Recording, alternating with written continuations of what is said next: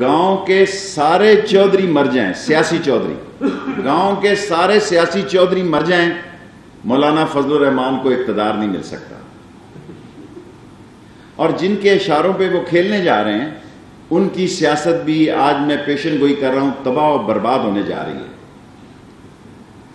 بڑا نازک وقت ہے اور مذاکرات کے دروازے بند کرنا یہ ایسے ہی ہے کہ ملک کی جمہوریت کو شب خون مارنے کے مترادف ہے.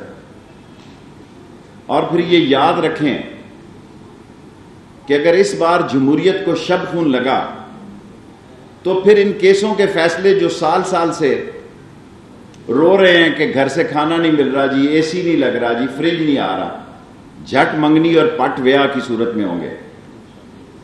اور پھر 4-6 نہیں 400-600 لوگ اس کی بھینٹ چڑھیں گے.